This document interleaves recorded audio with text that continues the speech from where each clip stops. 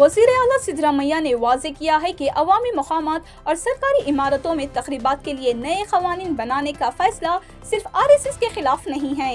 ये बयान उस दिन के बाद आया है जब रियासती कैबिना ने मुबैना तौर पर RSS की सरगर्मियों जैसे सड़कों पर जुलूस और अवामी या सरकारी मकामात पर तक़रीबात को कंट्रोल करने के लिए नए इक़दामात की मंजूरी दी थी।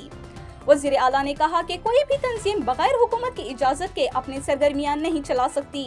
इन्होंने बताया कि ये कायदा साबिक़ वज़ीर आला जगदीश शेट्टर के दौर में BJP ने मुतारिफ करवाया था।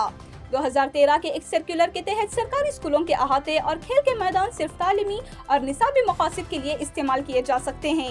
कानून साज काउंसिल में अपोजिशन के रहनुमा चलवादी नारायण स्वामी ने RSS पर पाबंदी का खैर मकदम किया। ताहम इन्होंने कहा कि ऐसे क़वानीन दीगर मजहबी ग्रुपों पर भी लागू होने चाहिए जो त्योहारों के दौरान अवामी मकामात पर नमाज या दीगर इबादत करते हैं। इसी दौरान निकाले गए BJP MLA बासनगौड़ा पाटिल यत्नाल ने भी वज़ीर आला से दरख्वास्त की कि बगैर पेशगी इजाज़त के सड़कों, फुटपाथों और सरकारी इमारतों में नमाज पर पाबंदी लगाई जाए।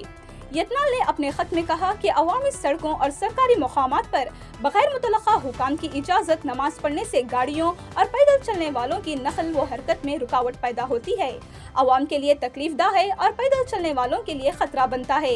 इससे शहरियों के आज़ादाना नकल व हरकत और हिफाजत के बुनियादी हुकूक जो आइन के आर्टिकल 19 और 21 में दिए गए हैं, इसकी खिलाफ वर्जी होती है।